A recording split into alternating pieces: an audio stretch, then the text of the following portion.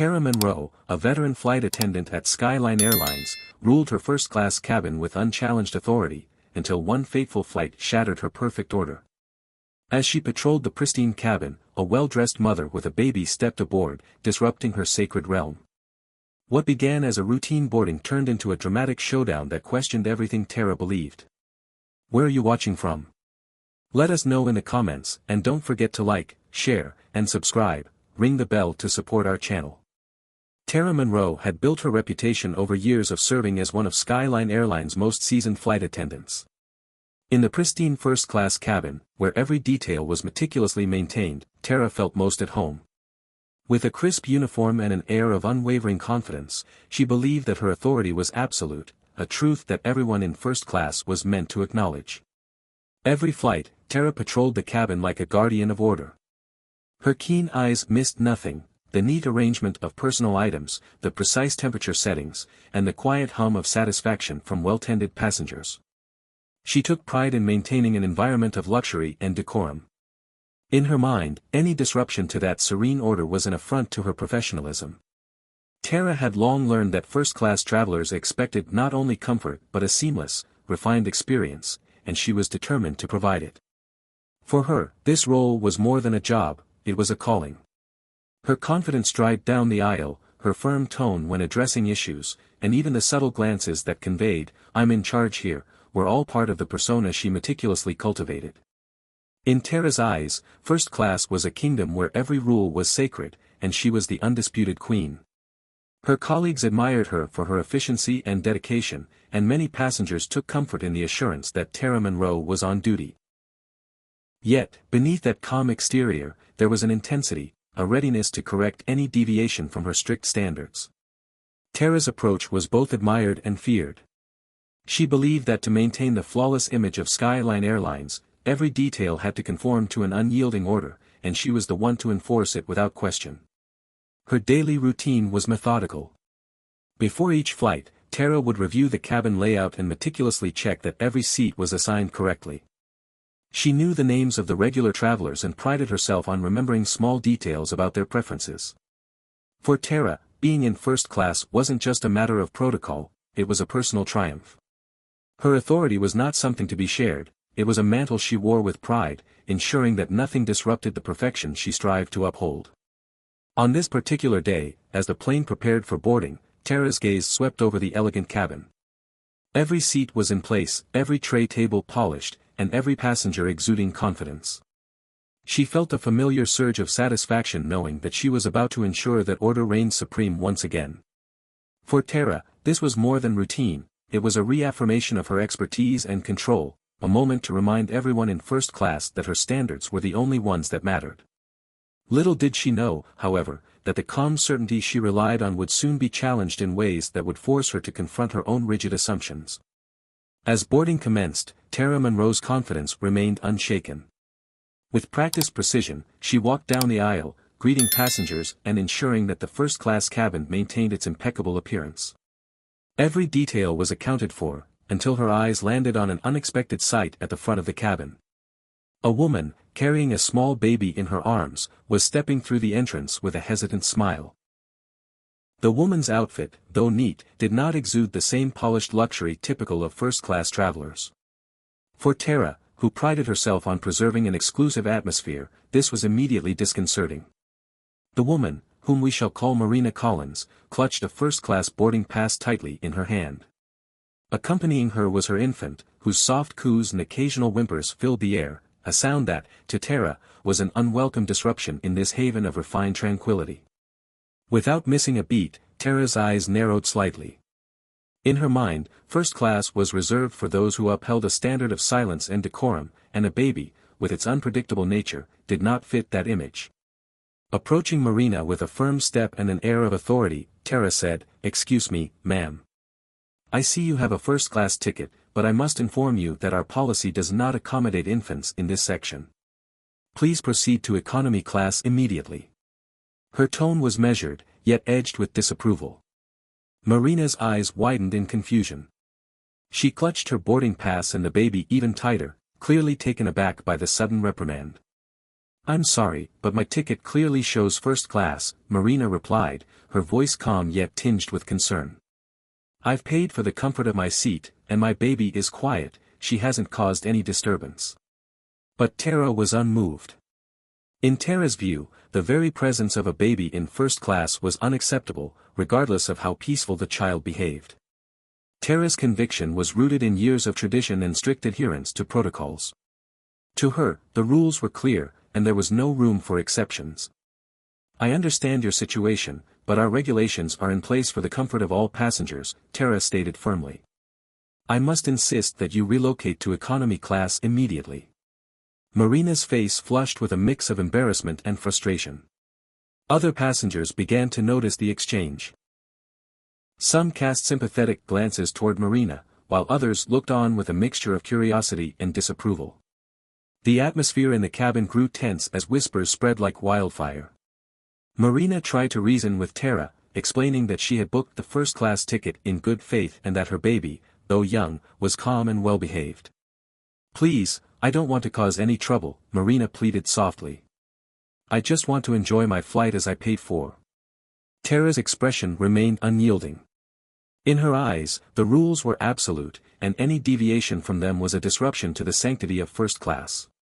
Ma'am, I'm sorry, but if your baby continues to make any noise or if there's any disturbance, I will have no choice but to take further action, Tara warned, her voice steady but laced with a hint of threat. The situation escalated as other crew members watched silently, and a palpable tension hung in the air. Marina's attempts to clarify that her baby was quiet only intensified Tara's resolve. The strict boundary between the privileged realm of first class and the rest of the plane was being enforced with an iron hand, and Marina's presence challenged that boundary. Throughout the interaction, Marina remained calm and respectful, despite the public humiliation and the stares from fellow passengers. Her quiet determination to assert her rights highlighted a stark contrast to Tara's rigid enforcement of outdated policies. The exchange, though brief, left an indelible mark on everyone present. For Marina, it was a moment of standing up for her dignity, while for Tara, it was a test of her authority, one that would soon have repercussions far beyond the confines of that fateful flight. As the announcement for final boarding echoed through the cabin, Marina hesitantly gathered her belongings, her heart heavy with disappointment.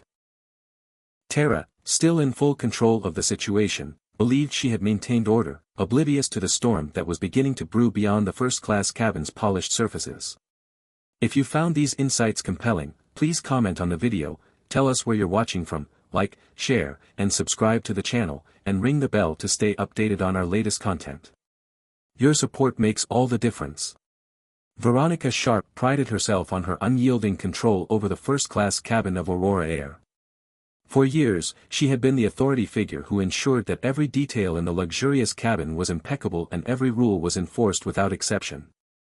In her eyes, first class was a sanctum reserved for those who upheld the standards of refined travel, a haven where any disruption was intolerable. On one particular flight, as the boarding process unfolded and the cabin buzzed with hushed conversations and the soft rustle of premium amenities, Veronica's practiced gaze swept over the elegant interior. Every seat was in pristine order, the overhead compartments neatly arranged, and the ambient lighting perfect for relaxation. It was a day like any other for Veronica, until she noticed a new passenger making her way into the cabin. At the entrance stood Ophelia Rivera, a well-dressed mother carrying her infant daughter, whom she cradled tenderly. Ophelia's outfit was neat and understated, a tasteful blazer paired with crisp trousers, and she held a first-class boarding pass with quiet confidence. Yet, to Veronica, something about this scene was immediately unsettling. In her experience, first class was not meant for passengers with the unpredictable presence of an infant. To Veronica, the soft cooing and occasional whimper of a baby were an intrusion into the tranquil order of her domain. Without delay, Veronica stepped forward, her posture rigid and her tone measured but firm. "Ma'am," she announced, addressing Ophelia as she approached the row of seats. "I need to remind you that our policy in first class does not accommodate infants. I'm afraid you will have to relocate to the economy section." Ophelia's eyes widened in disbelief as she clutched her boarding pass closer. "But I booked this seat in first class," she replied calmly, though a hint of confusion crept into her voice. "My ticket confirms it, and my baby, she is very quiet." I haven't caused any disturbance. Veronica's lips tightened imperceptibly. In her strict view, the mere presence of a baby, no matter how well behaved, was a disruption to the premium experience that other passengers expected. I'm sorry, but rules are rules, Veronica insisted. First class is intended for passengers who can maintain the environment we guarantee. I must warn you, if your baby continues to make any noise, you will be asked to move to another seat immediately. The announcement cut through the ambient hum of the cabin, drawing the attention of several nearby passengers. Some looked on with sympathetic expressions, while others exchanged curt glances. Ophelia's face flushed with a mix of embarrassment and frustration. She had not expected to be confronted in such a manner. I understand your concern, she said gently, but my baby is calm. I assure you, she isn't causing any trouble. Veronica's eyes remained steely. I must insist that you keep the baby completely silent, she replied. If there is any further sound, no matter how minor, I will have no alternative but to escalate this matter. Her voice, though low, carried an unmistakable edge. To Veronica, any disruption was unacceptable, and she felt personally responsible for upholding the sanctity of the cabin's tranquility. Inside the cabin, tension began to build. Passengers who had been enjoying the quiet luxury of their first-class experience now found themselves witness to a public confrontation. The atmosphere shifted from refined calm to an undercurrent of unease and curiosity. A few passengers furtively recorded the exchange on their smartphones, while others leaned forward in their seats, their eyes fixed on the unfolding drama. Ophelia's heart pounded as she struggled to reconcile the polite composure she maintained with the sting of public reproach. I have paid a premium for this seat, she said, her tone respectful yet firm. I expect to enjoy my flight without being treated as if I'm an interloper. Veronica's response was unyielding. Rules apply equally to all, and I'm afraid that in this instance, the rules dictate that you cannot remain in first class with an infant. She paused, as if to emphasize her authority, before adding, I strongly advise you to ensure your baby remains quiet, or I will have to take further action. The standoff continued for several tense moments. Ophelia's eyes searched Veronica's face, seeking any sign of leniency, while Veronica maintained her steely gaze. The situation had become more than a simple enforcement of airline policy, it had evolved into a test of dignity and respect. In the eyes of the other passengers, the unfolding scene was both disturbing and, for some, indicative of an underlying bias. Whispers began circulating, and the cabin air grew heavy with anticipation of what might come next. In that charged moment, the weight of tradition and regulation clashed with the modern realities of travel. For Ophelia, the confrontation was not just about a seat, it was about her right to enjoy the comfort she had purchased and the freedom to travel with her child without undue judgment. For Veronica, the situation was a matter of preserving an established order, one that she believed ensured the optimal experience for all first-class travelers. But as the minutes stretched on, it became evident that neither side was willing to yield easily. Ophelia, with a quiet determination, repeated her assertion that her ticket was valid and that her baby had been silent thus far. I'm sorry, she said softly, but my ticket confirms my seat in first class. I simply wish to enjoy my flight in peace. Her voice wavered, betraying both her resolve and the mounting anxiety that this public dispute was spiraling out of her control. Veronica's reply was curt. I'm sorry, but I cannot allow any disruption here. The tone left little room for negotiation, and the passengers around them watched with bated breath. Some seemed to sympathize with Ophelia's plight, while others, perhaps loyal to the rigid rules Veronica upheld, maintained a silent distance. In that moment, the conflict became a microcosm of larger societal tensions. Here, within the confined space of a luxury aircraft, the clash between strict adherence to outdated protocols and the evolving needs of modern travelers played out in real time. The once unchallenged authority of a seasoned flight attendant was now under scrutiny, and the stakes were far higher than a simple seat reassignment. By the time the cabin crew finished their next round of service, it was clear that the incident would not be resolved quietly. The tension, the whispered opinions, and the recording devices all testified to the fact that something significant had been set in motion. Ophelia, though visibly distressed, resolved to stand her ground. For her, this confrontation was about more than just a rule, it was about her dignity and her right to travel without being ostracized. As the flight progressed, the memory of the heated exchange lingered in the minds of everyone on board. The incident had cast a long shadow over what was meant to be a peaceful journey. And while Ophelia hoped that calm might eventually prevail, the seed of discord had been firmly planted, a seed that would grow and have repercussions far beyond the confines of that flight. Shortly after the initial standoff, a small, nearly imperceptible sound, a soft cry from the baby, rang out in the cabin. Though only a brief interruption, it was enough to shatter the fragile calm that had settled after the first confrontation.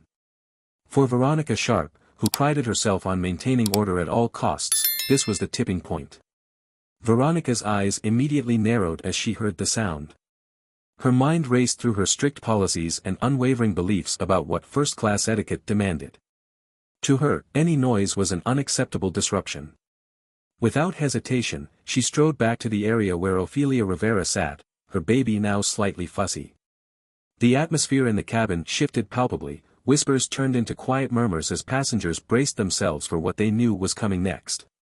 "Ma'am," Veronica said sharply, addressing Ophelia once again as she approached. "I must insist that your baby remain silent. If the disturbance continues, I will have no alternative but to move you to another seat, one that is more appropriate for your situation." Ophelia, though already stressed by the earlier encounter, felt her heart sink at Veronica's cold words. "I'm doing everything I can," she replied, her tone both apologetic and defensive. "My baby is trying to settle down. I understand your concern, but I have every right to be in this seat, and I've paid for the comfort of traveling in first class."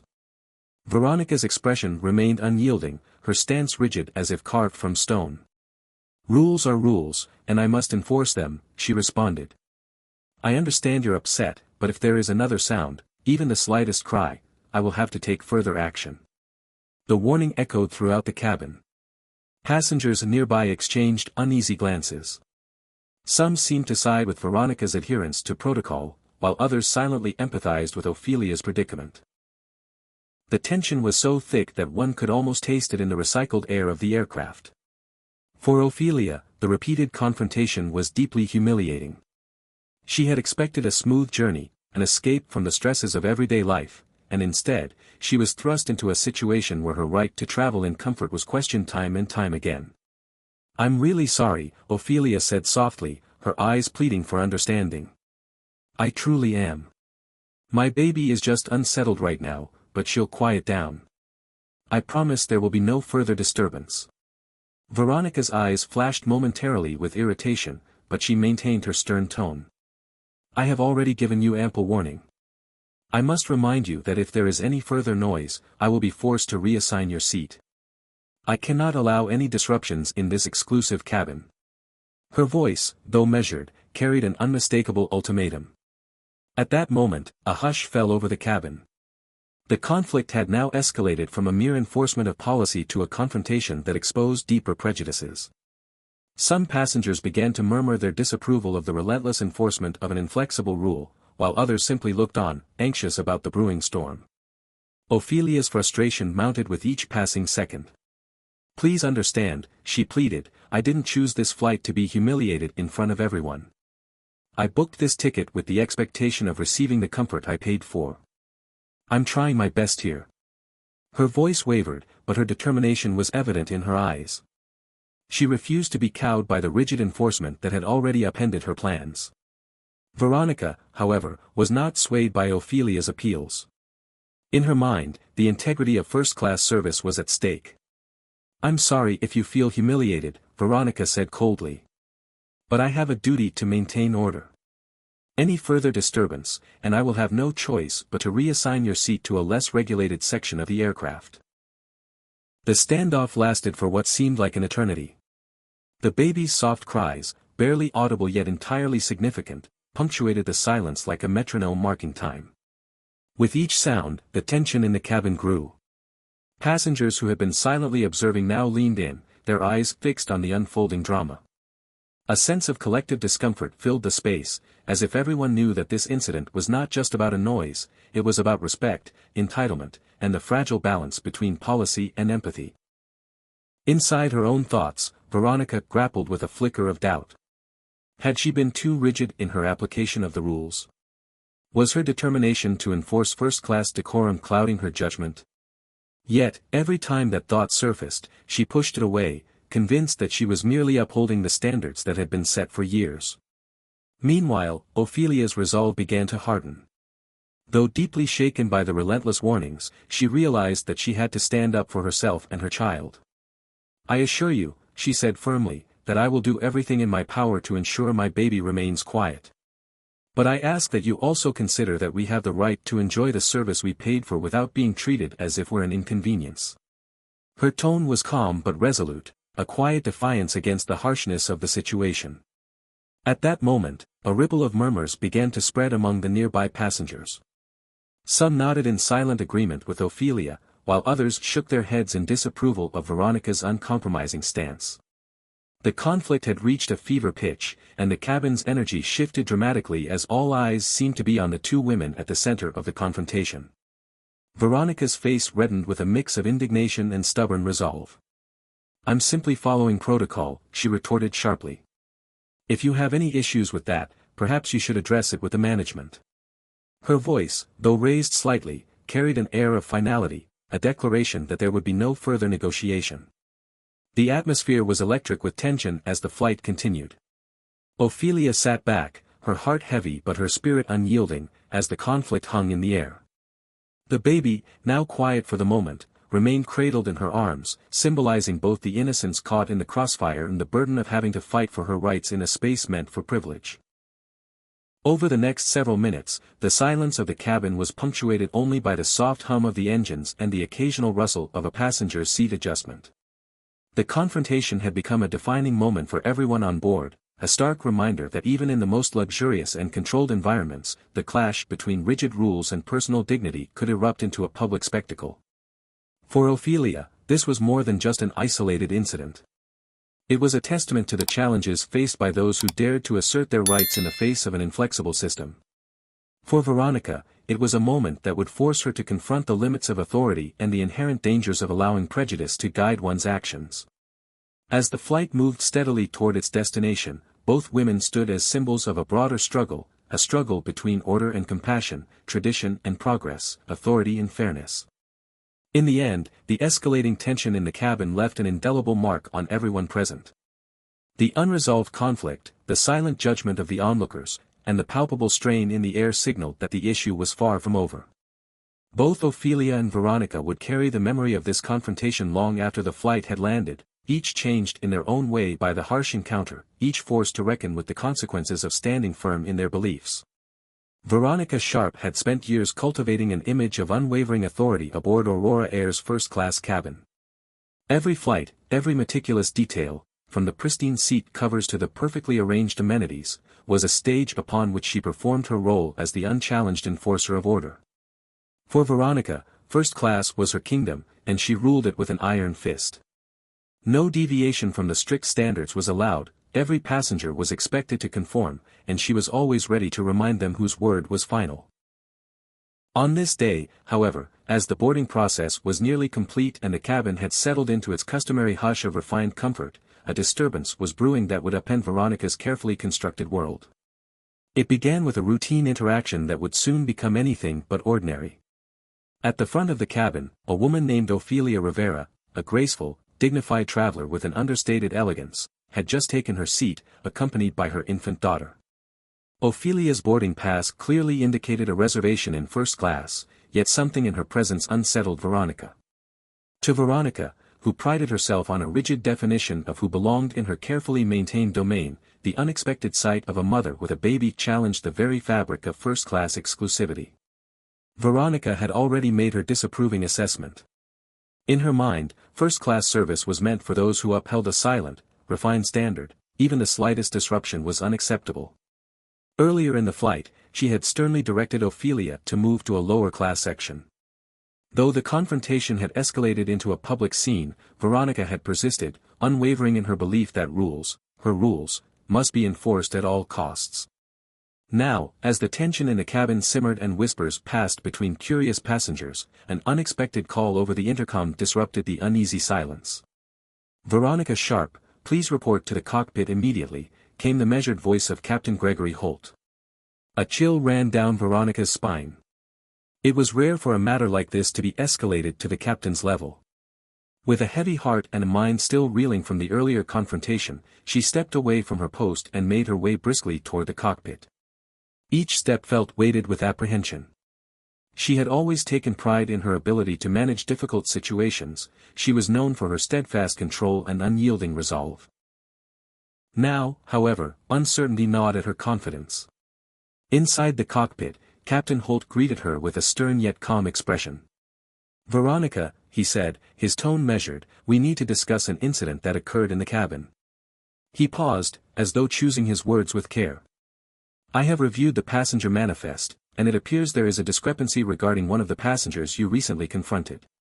Veronica's pulse quickened. She tried to recall every detail of the earlier confrontation, every word she had uttered with certainty. "Captain, I followed all protocols. I was enforcing the rules. There was a mother with a baby causing a disturbance in first class. I believed I was protecting the comfort of our passengers," she replied, her voice steady but laced with defensiveness. Captain Holt's eyes softened slightly as he leaned forward. "Veronica, I understand you have a duty to maintain order, but I have some information that might change your perspective on today's events."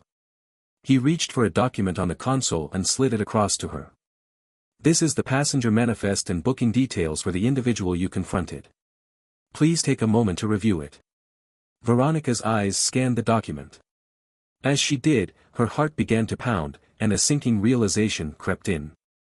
The manifest clearly listed the name Ophelia Rivera, but next to her name, there was a notation that caught Veronica's attention, a note indicating that Ophelia is not an ordinary passenger. "Captain Holt," she murmured, her voice trembling slightly, "this shows, it says here that Mrs. Rivera is the wife of James Carter." The captain nodded gravely. "That's correct. Mr. James Carter is the owner of Aurora Air. Mrs. Rivera is not just a regular traveler, she is part of the airline's family." In that moment, Veronica felt as if the ground had shifted beneath her feet. All her previous certainty dissolved into shock and disbelief. The woman she had so resolutely reprimanded for simply having a baby with her in first class was the wife of the man who owned the very airline for which she worked. For years, Veronica had prided herself on enforcing the rules without question, confident that her authority was absolute. Now, she realized that her actions might have crossed a boundary that could not be undone.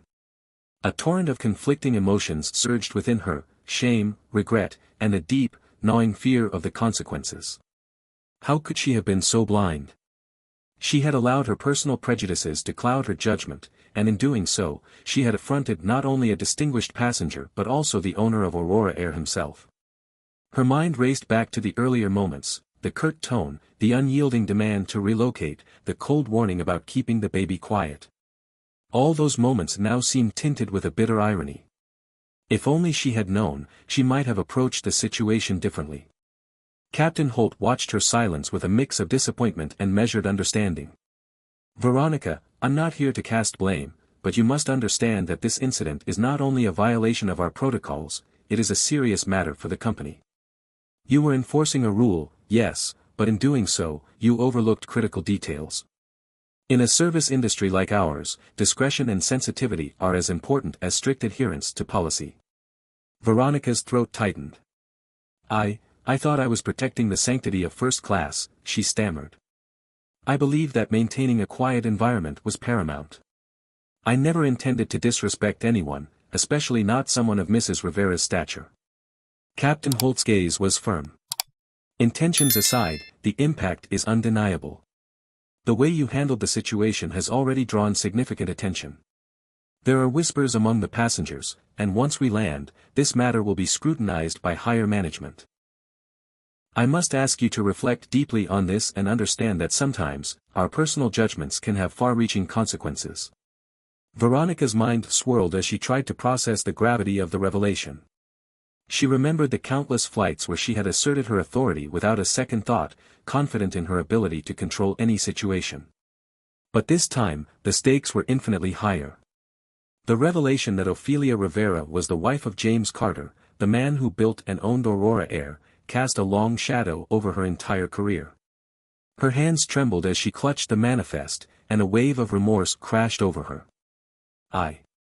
I'm so sorry, she whispered, though to whom, she wasn't certain. I should have verified, I should have been more understanding. Her voice broke as she struggled to articulate the regret that had taken root in her heart. Captain Holt's tone softened a bit further. Veronica, I hope you understand that this isn't just about one incident. It's about ensuring that every passenger is treated with dignity, regardless of circumstances. Your actions today have not only affected the Carter family, they've also reflected poorly on our airline's commitment to respect and service. In that charged moment, Veronica's inner world was a storm of regret and self-reproach. She thought of the countless hours spent enforcing rules and the pride she had taken in her steadfastness. Now, all that was undercut by the realization that her rigid enforcement had, in fact, caused harm. The once unchallenged authority she wielded was now in question, and the future of her career, and her reputation, hung in the balance. Captain Holt continued, we will have to document this incident thoroughly and submit a report to the upper management. I advise you to prepare yourself for the consequences, Veronica. It is my hope that you can use this as a learning experience and grow from it. Mistakes happen, but it's how we respond to them that defines us. Veronica nodded slowly, tears welling up in her eyes as the full weight of her mistakes settled in.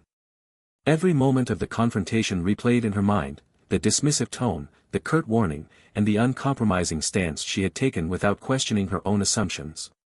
Now, confronted with the undeniable truth that she had disrespected a highly influential member of the airline's family, she felt utterly exposed.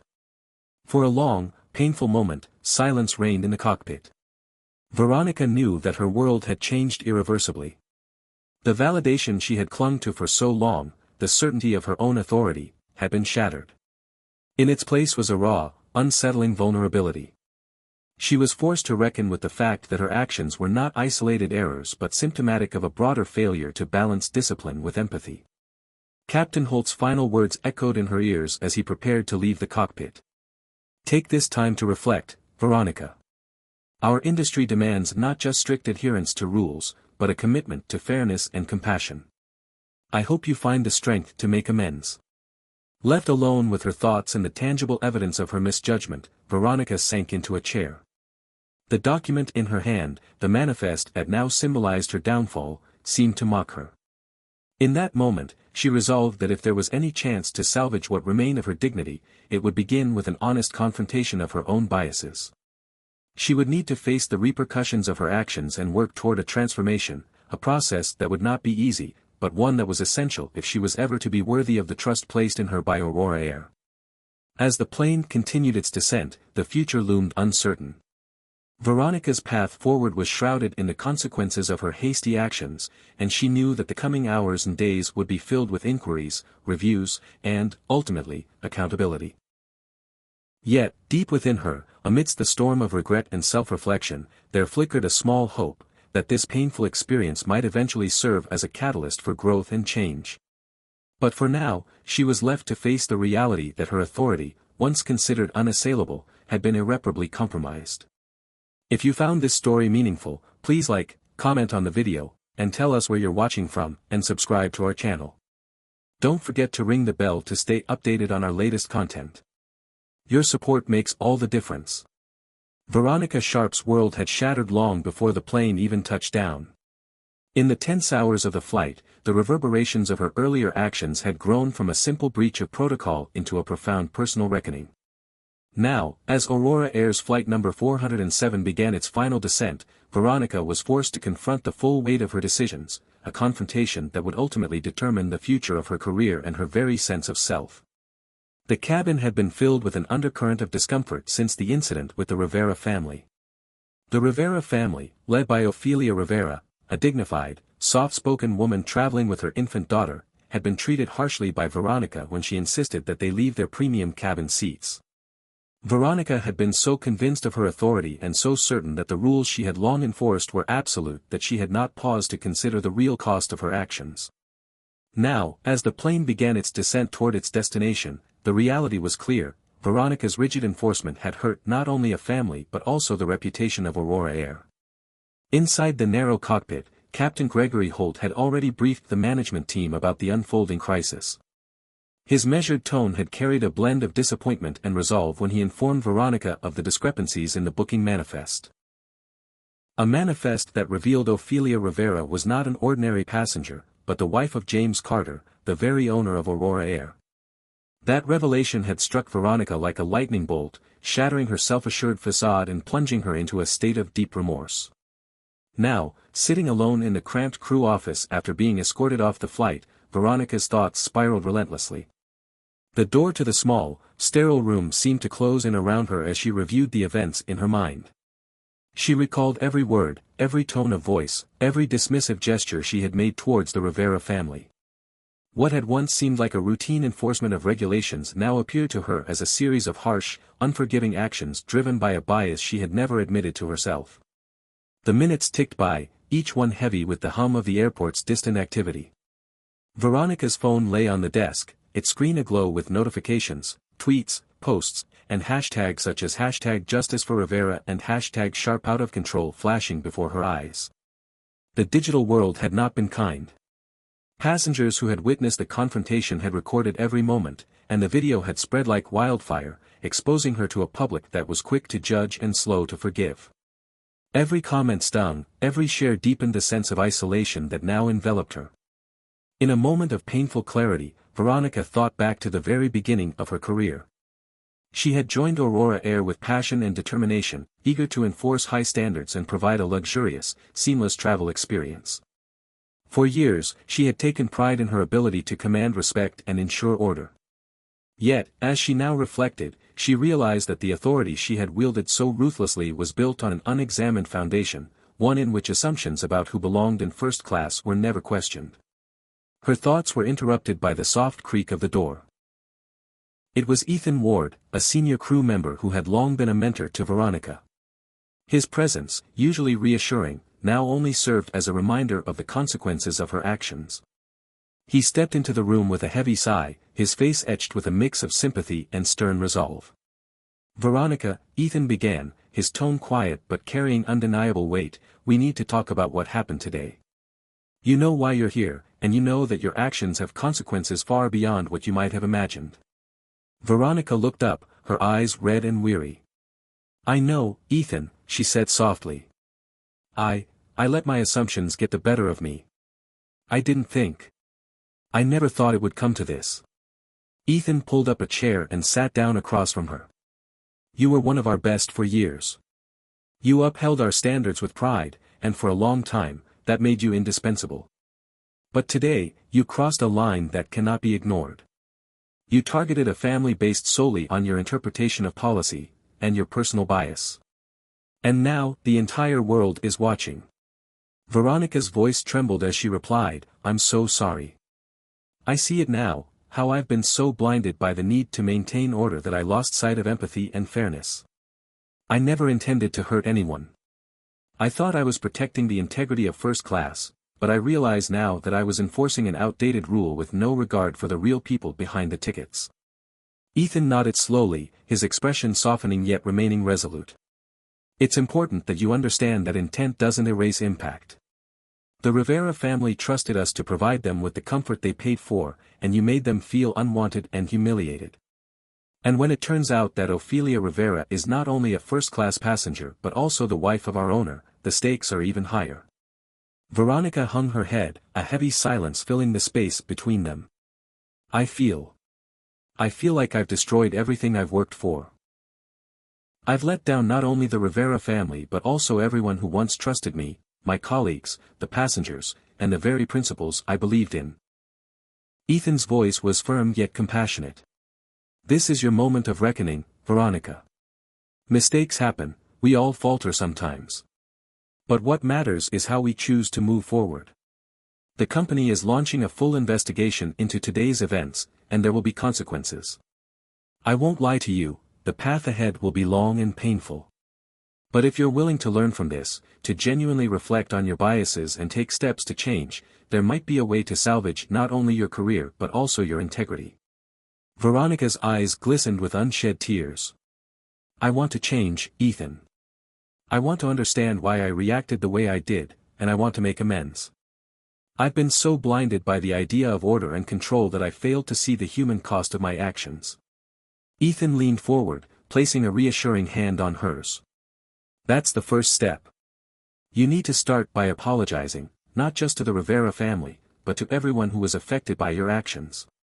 Then, you must undergo a comprehensive training program on diversity, equity, and inclusion. The airline is prepared to support you in this process if you're sincere. It won't be easy, but it's necessary. Outside the small crew office, the repercussions of the incident were unfolding rapidly. News of the confrontation had spread throughout the cabin and into the terminal. Passengers were discussing it in hushed tones, and several had already posted on social media. The hashtag Justice for Rivera had trended for hours, and Aurora Air's reputation was taking a hit. The management team was under immense pressure to show that they were taking decisive action against any form of discrimination. Veronica's personal crisis was now intertwined with the company's future. Back on the flight, as the plane began its descent, the atmosphere was tense with anticipation. The Rivera family, though visibly shaken by the earlier ordeal, maintained a quiet dignity. James and Linda Rivera knew that the incident was not just about a mix-up, it was about their rights and their dignity as passengers. Their children, Ava and Lucas, sat silently, absorbing the seriousness of the situation without fully understanding its implications. For the Rivera family, the ordeal had been a stark reminder that even in spaces meant for luxury and comfort, prejudice could still rear its ugly head. Yet, despite the humiliation they had endured, they resolved to stand together and seek accountability. Their quiet determination resonated with many of the passengers who had witnessed the incident. One such passenger, a successful businessman named Robert Hayes, had already taken steps to report the incident to the airline's management. His intervention provided a glimmer of hope that justice would be served. As the plane finally touched down, Veronica's personal nightmare was far from over. The management team would soon be convening to review the entire incident, and Veronica was well aware that she would have to face the consequences of her actions. The hours that followed on the tarmac and in the deplaning area were a blur of anxious faces, stern looks from security, and the relentless murmur of discontent among the passengers. In a private meeting shortly after landing, Captain Holt and Marcus Bryant, the Director of Passenger Relations, confronted Veronica with the full details of the incident. They laid out the evidence, the passenger manifest, witness statements, and, most damningly, the viral video of the confrontation. Veronica listened in silence as they detailed the public outcry and the significant damage her actions had inflicted upon the airline's reputation. Marcus's tone was firm as he stated, "Veronica, your actions today are unacceptable. They reflect a deep-seated bias that has no place in our company. We are committed to maintaining an environment of respect and dignity for all passengers, regardless of their background. Your failure to uphold these values has not only hurt the Rivera family but has also undermined the trust that our customers place in us." The meeting was a turning point. For Veronica, it was the moment when she could no longer hide behind the veneer of authority. The weight of her mistakes was laid bare, and she knew that her future at Aurora Air was in jeopardy. Yet, amid the harsh criticism and the looming disciplinary measures, a small, flickering hope emerged, a hope that she could learn from this experience and, over time, rebuild not only her career but also her character. That night, alone in her modest hotel room near the airport, Veronica sat at a small desk and began writing an honest, heartfelt apology. Every word she penned was a raw admission of her failure, a confession of how her biases had led her astray. She wrote not only to the Rivera family, whose faces haunted her dreams, but also to herself, vowing to embark on a journey of self-improvement and reconciliation. In the days that followed, Veronica participated in intensive training sessions on diversity and inclusion. She met with counselors, engaged in difficult conversations with colleagues, and, most importantly, reflected deeply on the impact of her actions. The road to redemption was long and arduous, filled with moments of painful introspection and challenging realizations. Yet, each step was a necessary part of her transformation. Veronica knew that rebuilding trust would take time that she might never have if her career were permanently derailed. But in those quiet moments of reflection, she found a measure of solace. The process taught her that true authority did not come from rigid enforcement of rules, but from empathy, understanding, and the willingness to listen. She began to see that her role was not merely to maintain order but to ensure that every passenger felt valued and respected. Though the public scandal continued to echo across social media and in industry news, Veronica slowly started to reclaim a sense of self. She reached out to support groups within the airline industry and began speaking openly about her experience, hoping that by sharing her journey, others might learn from her mistakes. The once unyielding enforcer of order was now a figure in transition, a woman determined to evolve and to transform her legacy. In time, the fallout from the incident led to sweeping changes within Aurora Air. The management team, recognizing that the problem was not isolated, overhauled their training programs and introduced new policies aimed at fostering a culture of inclusion and respect. Veronica's story became a cautionary tale, a reminder that even those who wield authority must remain humble and open to change. As the months passed, Veronica worked tirelessly to prove that she had learned from her missteps. Though the scars of that fateful flight would never completely fade, she embraced them as lessons, a constant reminder that personal growth often comes through our most difficult moments. In the end, Veronica Sharp's journey was not just about a public humiliation, it was about the possibility of redemption.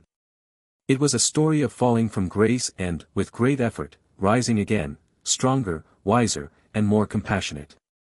Veronica Sharp had long prided herself on her unchallenged authority in Aurora Air's first-class cabin. For years, she had navigated the aisle with an air of certainty, her crisp uniform and steely gaze ensuring that every passenger knew who was in charge. Her routine was sacred, and nothing, no matter how trivial it might seem to others, could ever shake the unyielding order she enforced. Yet on this fateful flight, an unexpected revelation was about to expose the cracks in her carefully constructed persona. Earlier in the journey, Veronica had taken issue with a passenger named Ophelia Rivera, a poised woman traveling with her infant daughter. Veronica had been quick to judge, in her eyes, a baby did not belong in the refined atmosphere of first class. Despite Ophelia's insistence and the validity of her first-class ticket, Veronica had unceremoniously ordered her to relocate to economy. In her mind, she was simply upholding the long-standing rules of luxury travel. She was determined to maintain the serene order that defined first class, even if it meant making unpopular decisions. For Veronica, the rules were absolute. She had been raised on the notion that first-class service was reserved for those who could quietly enjoy their journey without disruption. Nothing could compromise that experience, and certainly not the unpredictable coos and cries of a baby. Veronica's conviction had been as strong as ever, until the unexpected occurred. As the flight continued, the air in the cabin grew thick with tension and hushed whispers. Passengers who had witnessed the confrontation exchanged knowing looks, and the murmurs in the cabin hinted at more than just a minor dispute over seating arrangements. It was during a routine check of the cabin's manifest that Captain Gregory Holt made a decision that would change everything. Summoning Veronica to the cockpit, he calmly presented a document that made her blood run cold. The manifest revealed that Ophelia Rivera was not an ordinary passenger at all, but in fact, the wife of none other than James Carter, the very owner of Aurora Air. In that instant, Veronica's certainty crumbled. She realized that the woman she had so harshly reprimanded was far more than she appeared. She was a high-profile figure whose presence in first class was not accidental but a matter of corporate lineage. The revelation struck Veronica like a bolt of lightning. In the quiet confines of the cockpit, Captain Holt's measured voice echoed. "Veronica, I need you to review these details. It appears that Mrs. Rivera is married to Mr. Carter, the owner of Aurora Air." Veronica's hands trembled as she scanned the document.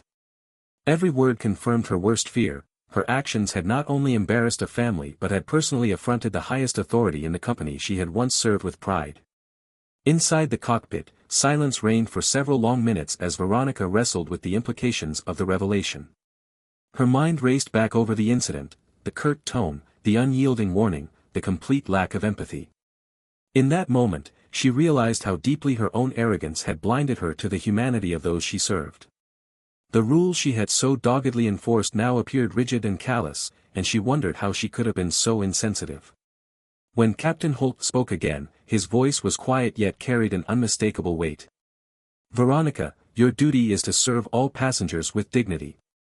Today's events have not only caused distress to Mrs. Rivera and her family but have also jeopardized the reputation of Aurora Air. We must now address this breach of our values." Veronica's throat constricted. I believed I was maintaining order, she stammered. I followed protocol as I understood it. I never intended to cause humiliation. But intention did not erase impact. The captain's disappointed gaze made it clear that her actions would not go unnoticed. Over the next hour, as the flight continued on its final leg, Veronica was forced to confront the fallout of her misjudgment. Whispers of discontent rippled through the cabin, and her fellow crew members began to exchange disapproving glances. The once respected enforcer now found herself isolated by the very standards she had once upheld so rigidly. Later that day, once the plane had safely landed and passengers were disembarking, Veronica was summoned to a private meeting with several senior crew members and a representative from Human Resources. In a small, stark conference room behind the terminal, she sat with her head bowed and her eyes red from exhaustion and regret. The atmosphere was heavy with the unspoken judgment of her peers. "Veronica," began Marlon James, a veteran purser known for his fairness, "we all look up to you for your dedication and your ability to manage challenging situations. But today, your conduct fell far short of what we expect from our senior staff. Not only did you single out a passenger without proper cause, but you also failed to verify the facts before acting. This is not just about enforcing rules, it's about the way you treat our passengers with respect." Veronica's heart pounded as she listened.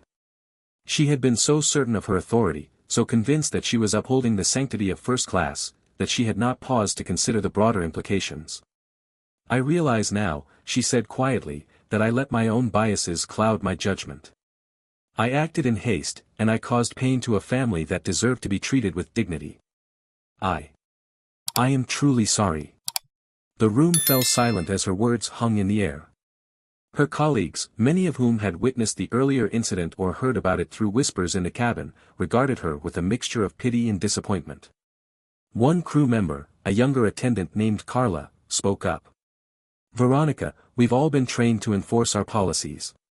But policies are meant to serve our passengers, not to exclude or demean them. Today, you forgot that. We need to learn from this, and that starts with acknowledging our mistakes." For Veronica, the meeting was a harsh mirror reflecting back the consequences of her arrogance. She recalled every moment. The crisp orderliness of the cabin, the silent, disapproving looks from passengers, the shock in Mrs. Rivera's eyes as she was told to leave her seat.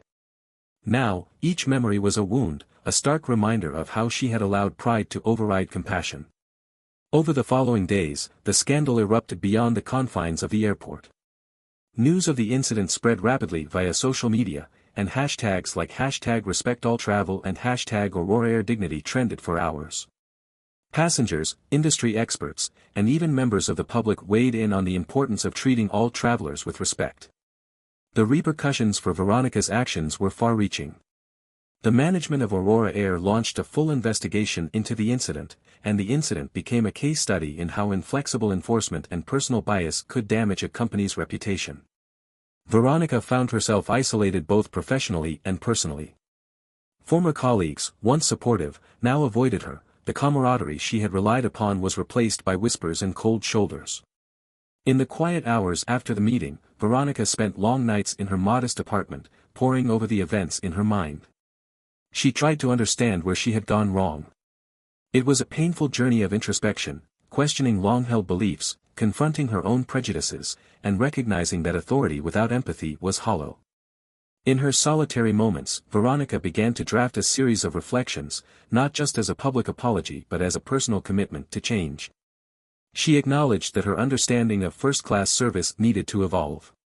It was not enough to maintain strict order if it meant sacrificing the humanity of those who came aboard. Through this process, she slowly began to see that true leadership meant balancing discipline with compassion, a lesson that was now etched into her very being. Her transformation was neither immediate nor easy. Veronica enrolled in professional development courses on diversity, equity, and inclusion.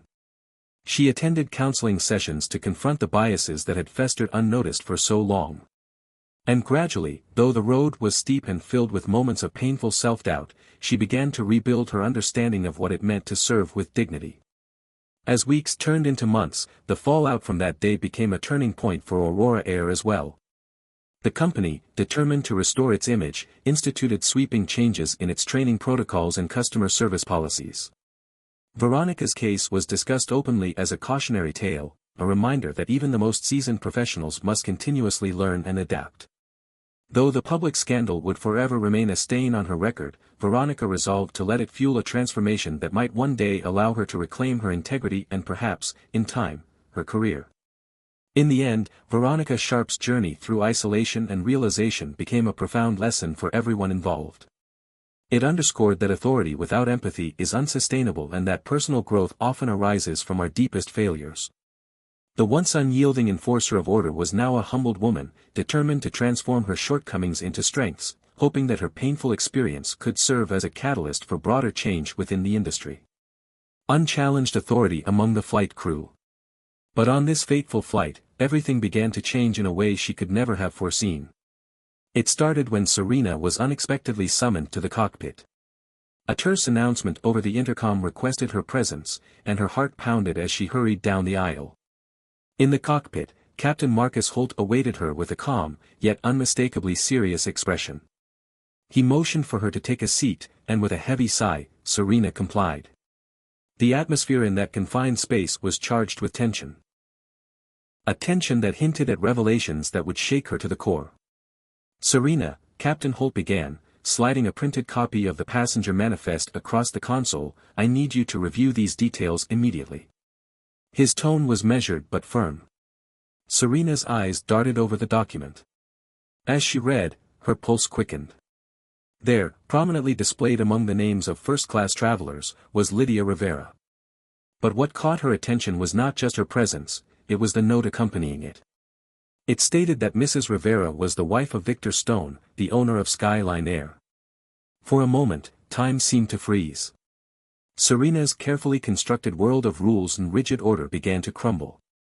The very woman she had chastised earlier for disrupting the sanctity of first class was not merely a regular traveler, she was the spouse of the company's highest authority. Every earlier curt remark, every cold warning now resonated with bitter irony. How could she have been so certain of her judgment without verifying the facts? Serena's voice caught in her throat as she stammered, "Captain, are you saying Lydia Rivera is Victor Stone's wife?" Captain Holt nodded gravely. "Yes, that is correct. And this information alters the gravity of today's events considerably."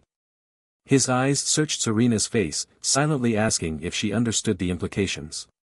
At that moment, a flood of conflicting emotions overwhelmed her: shock, humiliation, and a dawning realization that her arrogance had blinded her to the truth. Back in the cabin, the repercussions of her earlier actions were already rippling through the flight. The Rivera family, headed by Lydia, who had maintained quiet dignity even in the face of Serena's harsh directives, sat with an expression of hurt and disbelief. The other passengers, once mere bystanders, now exchanged whispered speculations. Unbeknownst to Serena, her unfounded enforcement had not only humiliated Lydia but had set off a chain of events that threatened to destroy her career. Captain Holt continued, his tone softening just slightly. "Serena, you're expected to uphold the highest standards of service and respect. Today, your actions have not only embarrassed a family but have also jeopardized the reputation of Skyline Air. We take this very seriously." Her mind raced as she recalled the incident, the stern warning, the insistence that Lydia move to a different section despite her valid ticket, the cold, unyielding tone that brooked no discussion. Now, confronted with the truth of Lydia's identity, each memory felt like a fresh wound. I followed protocol," Serena tried to explain, her voice trembling. "I believed I was enforcing our rules. I never intended to cause such humiliation." But deep down, she knew that her protocols had been applied without due consideration of the human element. Authority, she realized, was not simply about adherence to rules, it was about empathy and the willingness to listen before acting. The revelation in the cockpit marked the beginning of Serena's public reckoning. Captain Holt informed her that management would soon review the incident, and that her actions would be scrutinized at the highest levels. With a heavy heart and trembling hands, Serena was escorted back to the cabin, where the murmurs of discontent among passengers had grown louder. As the remainder of the flight wore on, Serena's inner turmoil became almost palpable. Every time she passed by the Rivera family's row, she felt the piercing gaze of the passengers, and she could almost hear the silent accusations. The weight of her misjudgment hung over her like a storm cloud, and she began to question everything about her approach to customer service. Her earlier confidence had given way to a crushing self-doubt that no amount of routine could dispel. In the midst of this internal chaos, a confrontation erupted that Serena would never forget. Later during the flight, as the Rivera family prepared to settle in after the earlier episode, a minor disturbance, a soft, unintended cry from Lydia's baby, triggered Serena's remaining rigidity. Though Lydia had maintained a composed exterior all morning, the faint sound became, in Serena's eyes, further evidence of disruption.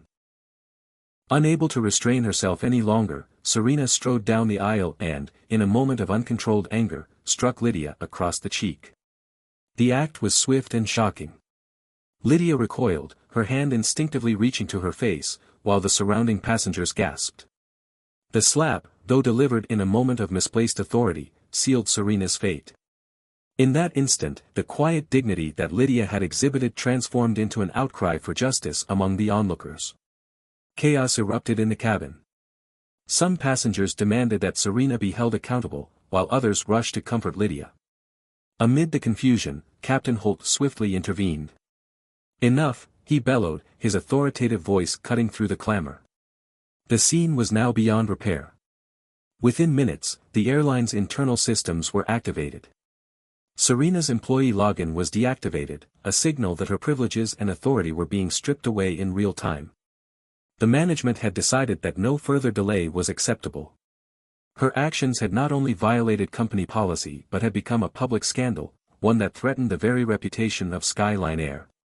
As the plane began its final descent, the atmosphere had turned from tense to downright hostile.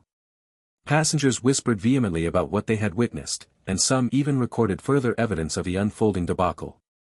Serena's colleagues, who had once looked up to her as a paragon of professionalism, now avoided her with expressions of shock and disapproval. When the plane finally touched down, the situation escalated further.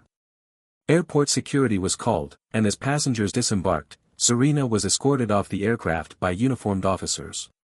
The sight was both dramatic and disheartening. A woman who had once commanded respect, now led away as a pariah, her uniform stained not just with sweat but with the bitter residue of her own hubris. Outside the terminal, the repercussions were swift and unforgiving. Victor Stone, the owner of Skyline Air, personally intervened. With a stern expression and an air of finality, he ensured that Serena was terminated on the spot, not just from that flight, but from the airline entirely. His decision was both a public statement and a personal rebuke. No one, regardless of tenure or past performance, could allow their biases to compromise the dignity of the service he had built.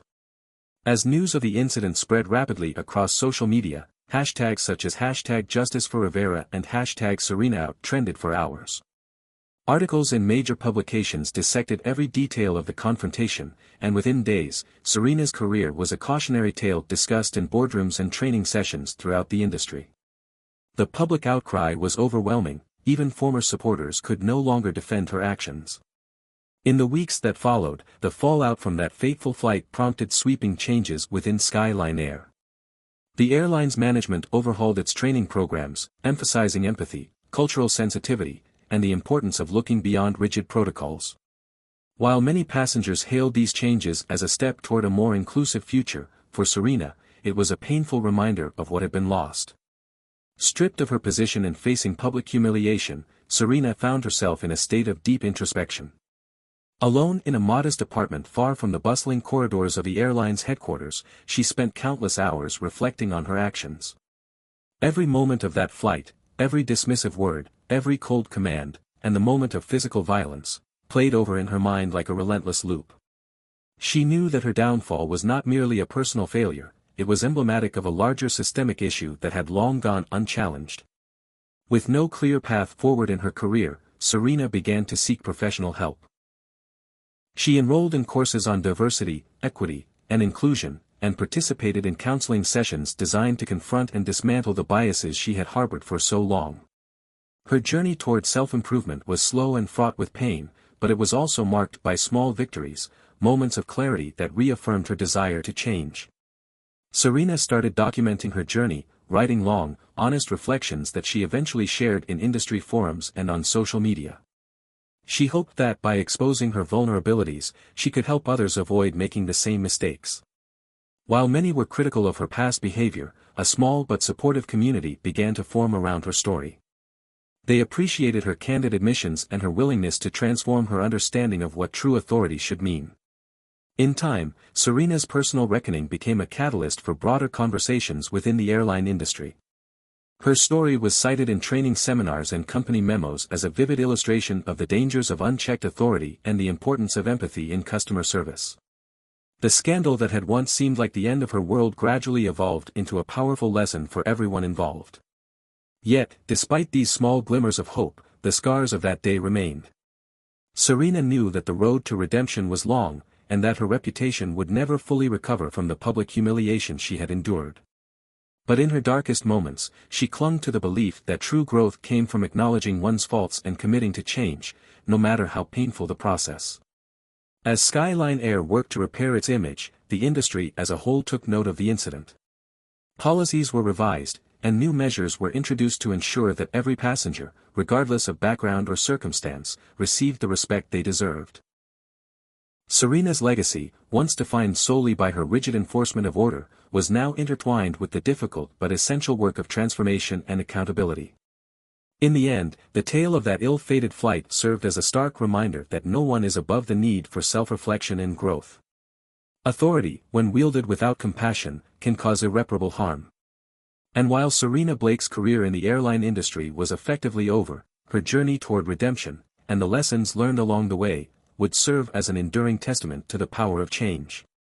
As the plane taxied to the gate, the tense atmosphere in the cabin had not lifted. Every passenger was acutely aware that the earlier confrontation would leave lasting scars. For Serena Blake, every step toward the exit felt heavier than the last. Her mind churned with regret and apprehension, knowing full well that the fallout from her actions was far from over. When the aircraft came to a stop and the seatbelt sign was turned off, a collective murmur ran through the cabin. Passengers began gathering their belongings, casting occasional, somber glances toward the area where the Rivera family had been seated. Ophelia Rivera, dignified yet visibly shaken by the ordeal, gathered her baby close as her husband, Victor Stone, exchanged resolute looks with fellow travelers. The incident had sparked a storm of discontent, not just among those on board, but also across social media and within the higher echelons of Skyline Air. Outside, the terminal buzzed with activity, and security officers were already present. As Serena Blake stepped off the plane, two uniformed security personnel approached her. Their expressions were stern, leaving no room for negotiation. "Serena Blake," one of them asked in a firm, measured tone. She nodded silently, unable to meet their eyes. "You're being escorted off the flight," the officer continued. The words fell like a gavel on her career. With every step taken under the watchful gaze of the terminal's busy crowd, the gravity of the situation pressed down on her even more. For many passengers, this was not merely an incident, it was a statement. Cameras captured every moment as Serena was led away, her head bowed in humiliation. Within minutes, the footage had spread across social media, igniting a firestorm of public outrage. Hashtags like #JusticeForRivera and #SerenaBlakeout trended, and the narrative was clear: a once respected flight attendant had failed spectacularly. Meanwhile, inside the terminal, Victor Stone, the owner of Skyline Air, arrived to personally assess the situation. Known for his no-nonsense approach, he quickly made his way to the area where Serena was being processed by security. With a measured tone that brooked no argument, he addressed the lead officer: "Ensure that she is permanently removed from our roster. We cannot allow such behavior to tarnish our company's reputation any further." The officer nodded, and within moments, the decision was executed. Serena's employment with Skyline Air was terminated on the spot, her access deactivated and her uniform confiscated as a symbol of the severance. The public display of accountability was both swift and uncompromising. In the eyes of many, it was the only acceptable response to the egregious breach of conduct that had taken place. As the news of her firing spread, the terminal became a stage for a mixture of reactions. Some passengers expressed relief that justice was being served, while others showed a pained recognition that such incidents were symptomatic of deeper issues in the industry. The Rivera family, though still reeling from the humiliation they had endured, found solace in the fact that the matter was being taken seriously at the highest levels. Ophelia, holding her baby close, met Victor's reassuring gaze. Together, they exchanged quiet words of support, resolved that they would not allow this ordeal to define their journey. Back in the bustling world of social media, news outlets and blogs dissected the incident with fervor. Analysts discussed the delicate balance between enforcing policy and showing empathy, and many criticized the airline for failing to foster an environment of inclusivity and understanding. The public outcry was not only a rebuke of Serena's actions but a broader call for change across the travel industry. For Serena Blake, the reality was stark and unyielding. Alone in the quiet of an airport holding area after being escorted off the plane, she sat on a cold bench and stared blankly ahead. The echo of disapproving voices and the incessant buzz of her phone, filled with messages condemning her, served as a relentless reminder of the magnitude of her missteps. Every notification was a dagger to her pride, every comment a testament to the loss of trust and respect she had once enjoyed. In those solitary moments, Serena was forced to confront the truth. Her career, built over years of relentless discipline and a firm belief in the authority she wielded, had come crashing down due to a single, irreversible mistake. It was a bitter lesson in humility, a realization that true authority must be tempered with empathy and an openness to understanding the complexities of human dignity. As passengers departed and the terminal slowly returned to its usual hum of activity, the fallout of the incident continued to ripple outward. For many, the memory of that flight would serve as a cautionary tale, a reminder that no one is immune to the consequences of unchecked arrogance. For Skyline Air, it was a turning point, prompting serious introspection and subsequent changes in training and customer service protocols. In the final analysis, the dramatic and public unraveling of Serena Blake's authority was more than just a personal tragedy. It was a stark lesson for an entire industry on the importance of compassion, understanding, and the need to continuously re-examine our assumptions. And for those watching, it serves as a reminder that every action has consequences, and that respect and dignity should always be at the forefront of our interactions. If you found this story insightful, please like the video, leave your thoughts in the comments, and let us know where you're watching from, and subscribe to our channel. Don't forget to ring the bell so you never miss an update. Your support is truly appreciated. As the plane touched down on the tarmac, the tension that had permeated every inch of the cabin reached its climax. The Rivera family, Ophelia Rivera, her husband Victor Stone, and their 2 children, stood near the exit, their expressions a mix of relief and lingering hurt. For them, the ordeal of the flight had been more than just an inconvenience, it had been a public debasement that questioned their right to travel in comfort. Meanwhile, back in the first-class cabin, the fallout from Serena Blake's earlier actions continued to ripple through the minds of the passengers. Serena's heart pounded as the aircraft slowly taxied toward the gate. Every step she took felt laden with the weight of 1,000 as the aircraft touched down on the tarmac of Skyline Air's hub. The atmosphere was heavy with the finality of consequences. Marissa Green, the flight attendant whose actions had upended an entire flight, felt every step toward the gate echo the collapse of her once sterling career. The once respected enforcer of cabin protocol now faced a reckoning that would strip her of her authority and leave her reputation in ruins. In the cabin, murmurs of discontent had turned into audible whispers among passengers. The Rivera family, composed of Ophelia Rivera, her husband Victor Stone, and their 2 children, had endured an ordeal that left them visibly shaken. Their dignified silence and the lingering hurt in their eyes had spoken volumes about the humiliation they suffered. Across the cabin, many passengers exchanged looks of sympathy toward the Rivera family, while others cast disapproving stares at Marissa as she trudged down the aisle with the weight of public scorn upon her. Stepping off the plane, Marissa was immediately met by 2 uniformed security officers. Their stern expressions and purposeful strides left no doubt, she was to be escorted away. "Marissa Green?" one officer inquired with a measured tone. Marissa managed a faint nod, her eyes lowered in resignation. "You're being escorted off the flight," the officer stated flatly, and with that, her final moments on board were marked by a palpable silence and the murmur of disapproving voices. Outside the terminal, the reality of the situation loomed large. News cameras and smartphones captured every moment as Marissa was led through the bustling concourse. Her once proud uniform now seemed a relic of a bygone era, one tarnished by the very actions she had taken so carelessly. In the midst of the chaos, Victor Stone, the owner of Skyline Air, arrived on scene. His presence was imposing yet measured, and he swiftly made his way to the area where Marissa was being held. Without delay, Victor addressed the officers. "Ensure that Ms. Green is permanently removed from our crew roster. We cannot allow such conduct to tarnish our reputation any further." His tone brooked no argument. The decision was final. Marissa's career at Skyline Air was over. Back inside the terminal, the fallout from the incident spread like wildfire. Social media was abuzz with hashtags such as #RespectForRivera and #GreenOutOfAir, and news outlets soon picked up the story. The Rivera family's ordeal had become a symbol of injustice, prompting widespread public outcry. Passengers, industry experts, and everyday viewers condemned the incident as a stark example of how rigid enforcement and unchecked bias could lead to severe consequences. For Marissa, the onslaught of public criticism was unbearable. Alone in a quiet corner of the terminal after being formally processed by security, she sat on a cold bench, her phone buzzing incessantly with messages of outrage. Each notification was a reminder of the irreversible damage done, a damning testament to her failure to treat every passenger with the dignity they deserved.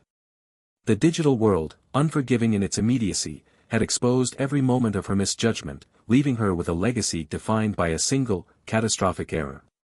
Inside Skyline Air's management headquarters, a special meeting was convened to address the incident. Senior executives, led by Director of Passenger Relations Marcus Bryant, discussed the broader implications of the event. They were determined that no similar incident would ever occur again. In the days that followed, the airline overhauled its training programs, emphasizing empathy, cultural sensitivity, and the importance of balanced enforcement of policies. Marissa's case became a cautionary tale, a symbol of how authority, when exercised without compassion, could spiral into public disgrace.